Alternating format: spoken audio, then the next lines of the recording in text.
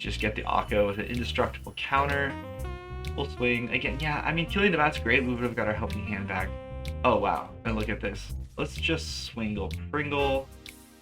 We do hit the we do hit this season of Burrow with the Tersa, which is crazy. We'll bring back a Fear. What's up, guys? Hope you're doing okay. Thanks for checking out the video. Hope my sound quality is okay. I did some tweaking, so it should be a little bit better. But I have a really cool deck for you, which is Jeski Oculus, and yeah, dude, it's really good. This deck just got a lot better because of the bans as well. We have all the pieces we really need. We snuck in some cool legendaries. We have a really good sideboard, which should cover all bases for those doing best of 3 or just to get some inspiration. But of course, Oculus is what you're really trying to do here, and the Manifest Dread is very real. You can take over the game with the 2/2s. We know how good this is, but notably, right, you can find more creatures to then flip over. Of course, another Oculus, right? Winternight Stories has been a prominent card. One card that I highlighted is really strong, because first of all, you're going up 2 cards. You're pitching your reanimation target into the bin, which of course is Oculus most of the time. Or maybe it's just like a fear of missing out and you feel fine about that. But then you can harmonize and cast it again. Now, Oculus does come in tapped when you reanimate him with Helping Hand, but not with Recommission, which is very cool, which is like our 5th Helping Hand, which is really good. Also, this does not bring it in tapped, and it has an indestructible counter. So Season of the Burrow is great as a 3-of, very flexible card. You can remove 2 things when you're going to win the game. Their 2 biggest blockers and just end it, make a bunch of rabbits, anything, but also bringing back this. And then, of course, you know, maybe harmonizing that same turn is a pretty cool line of play that happens kind of a lot. So Glacial Dragonhunt is also one of the more important cards because this can be, of course, recast. Harmonize is very real, just getting double value out of your cards. Do not sleep on that, guys. And yeah, you don't have to discard the card, but it's just a 2-mana draw 1, which at the baseline is like decent and serviceable, but the removal for early creatures is great. And there's not going to be like huge mice that get larger than 3. There's still going to be the occasional like Monastery Swifts where you run into that prowess is bigger, but we don't have to worry about Cutter and Valiant as much and stuff. So that's very cool.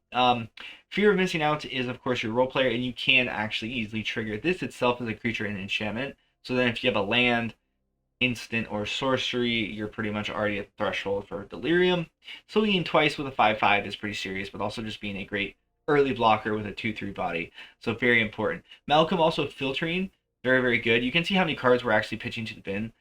Is very strong. We have stuff like even a counter spell will counter something while discarding a card, which could be your Oculus, or just making a copy of your Oculus.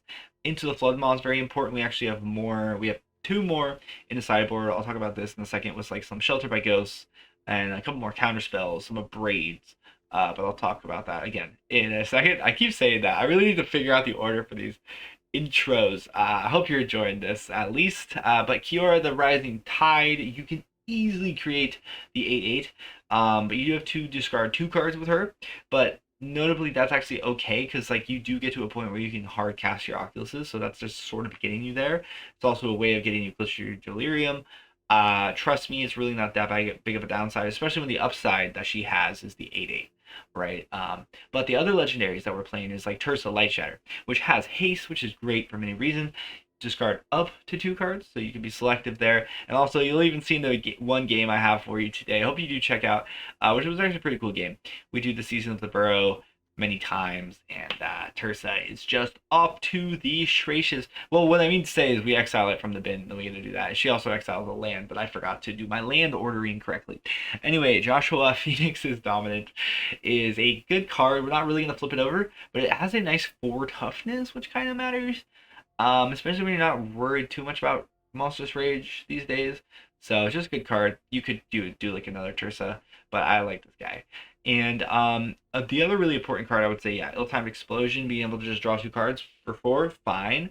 But also being able to wipe the board when you have a super large Oculus is great. Sometimes you'll lose your 2/2s, but you're not too worried. You're putting some, maybe your other cards into the bin, which of course allows you to maybe hard cast your neck Oculus or just helping hand some guys back. Because sometimes you don't always have to helping hand your Oculus. But yeah, just a great card to wipe the board. You're going to need that stuff. And also in terms of wiping the board, and this is cool because like when you do your Oculus, you're wiping everything for 5. But there could be some times when you are selective about what guy you choose. You'll probably lose your 2/2s along the way, but maybe you choose like a 3 power guy. And that's actually why the 4 toughness kind of is cool with this dude. But you know what I mean. And also, really, the main squeeze is the flashback. And when you do cast it from the graveyard, you discard your hand and draw 4 cards. So it's a reset. And discarding your hand, this can be really, really good. Because maybe you run to a matchup when they have like graveyard hate, which is really what we're sad against. This can at least sort of get you back to your threshold that you need to get to. So pretty good card all around. And then of course we know how good a big dragon is that returns stuff and also enables what we're trying to do. So good cards all around. And then the sideboard, if I don't lose you by now, do check out the gameplay. That'd be really cool. Like and subscribe, all that jazz. But we do have Into the Flood Maw because sometimes you just need a little bit of tempo, but you could sneak in even a 4th. But I did actually make room for this. Now this is even good even if you just have to pay 3. Because it just has a wide net, right? Even just a non-creature spell is good. Sometimes activated abilities are crazy.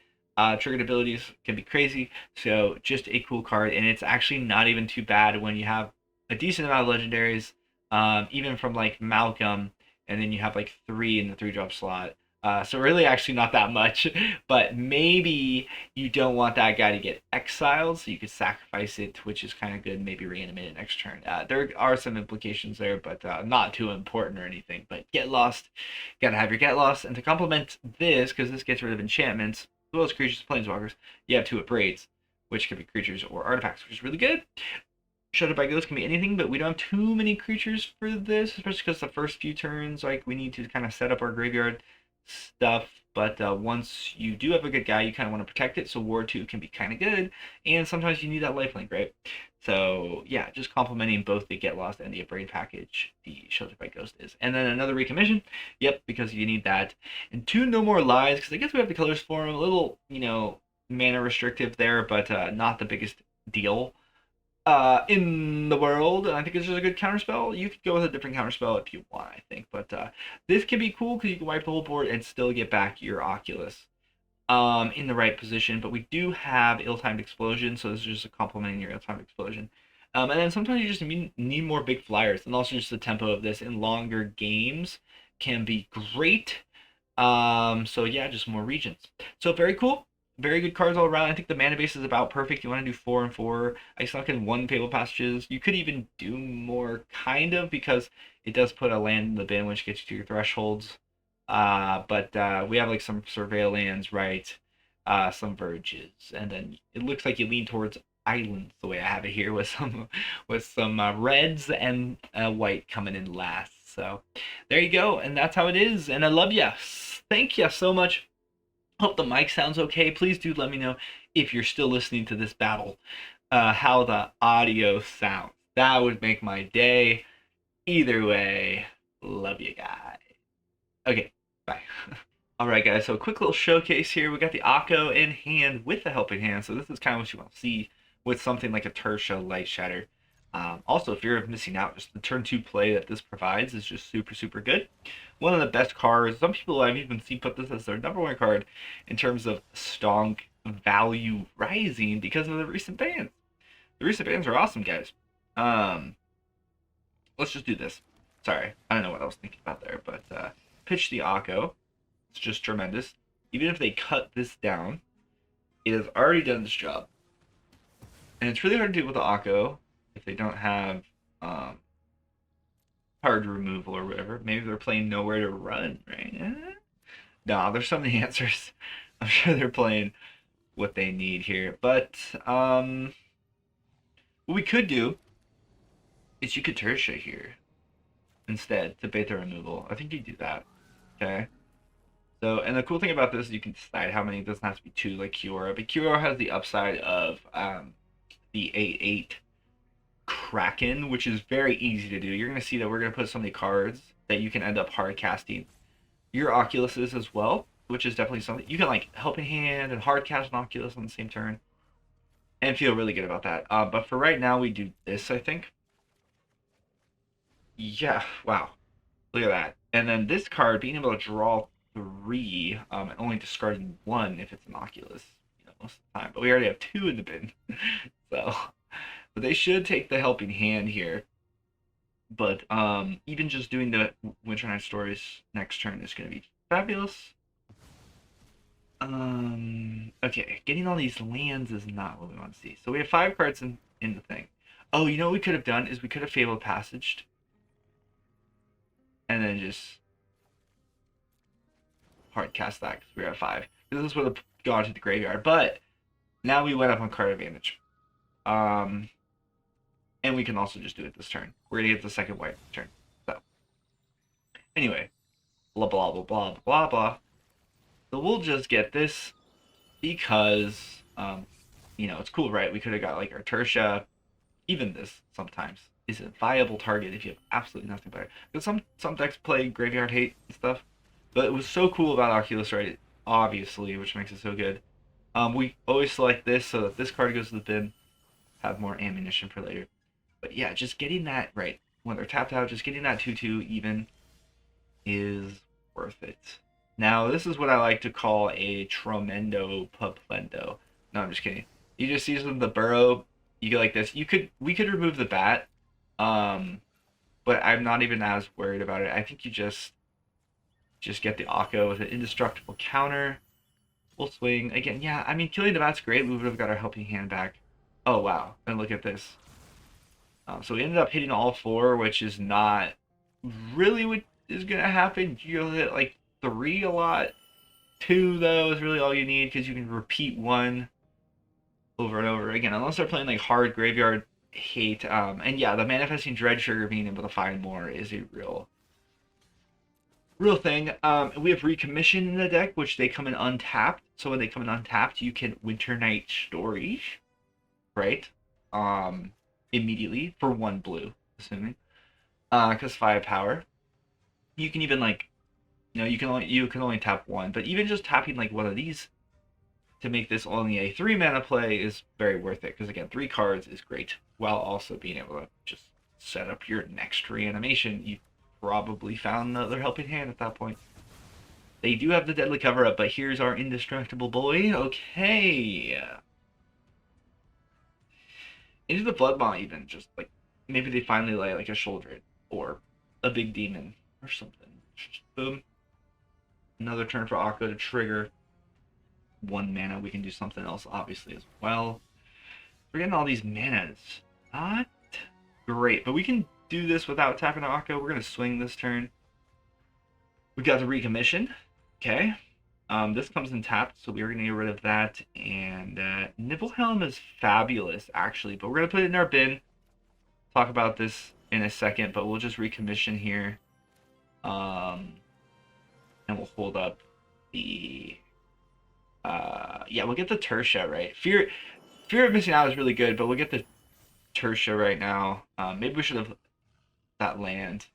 We'll actually submit 0 for this right now. We're fueled up. We got 12 cards in there. Oh, and we exiled a Fabled. So I shouldn't have laid that land. That was a total mistake. Got a little excited, you know, when you're recording. I swear, when you're recording, it's different. Like, your brain turns to spaghetti. At least me. I guess I'm just an anxious weirdo. But they do have the exile. I was gonna say. Annoyed with Affliction and a few others. But we do, luckily, have this play, which is actually kind of massive. Okay, so maybe we take advantage of Tersa. This turn, let's just swingle Pringle. We do hit this Season of Burrow with the Tersa, which is crazy. We'll bring back a Fear, because our Oculuses have all been removed, but we draw into an ill-timed explosion, and we have the Nibelheim Aflame. So this can just wipe the board, but obviously with Death Touch or I can see like Rakdos Death Touch stuff with this, but obviously Lifelink kind of crazy. Things like you have a deck that has like Screaming Nemesis effects, so you hit them, and it's really cool.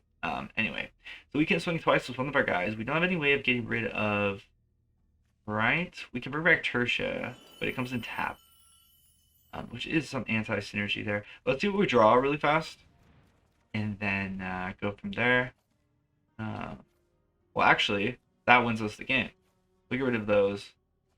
Well, not wins us the game, but oh no, oh no. Oh, it has to be a non-land. Oh my god, I'm so bad at this game. So do we swing twice? We do, right? And we untap this. They're probably gonna block this? Yeah, they do, but that means we have... Oh no, we should have untapped. No, dude, I'm messing up all over the place. God, yeah. God, yeah. Don't click off the video, please, please. And we have another season of Burrow. Think we have enough Winternight Stories? I don't know. We might not. We might need more. Dude, so I could have just killed that unstoppable slasher. Not only that, I should have targeted the bunny. Dude. Good game. Yeah, we got it. We got the permanents. They do gain 2. No, we take 2. Okay. We had them, though. We had Season of the Burrow, exile both of those. So, you get in. Okay. I'm sorry I'm a bad player. I'm sorry. I have to have my coffee. It's cool the season did reset. Got to grind back to plat.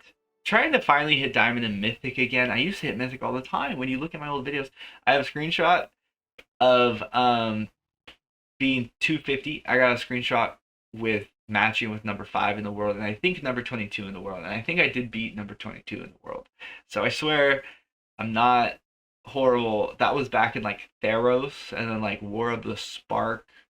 I forgot what came right after War of the Spark. I really do. God, it's been that long. Did I forget? No, no. All right, I love you guys. See you in the next video. Hope you enjoyed the deck. There's a lot you can do with it. This is a cool card. These are all cool cards. Love ya. Okay, bye.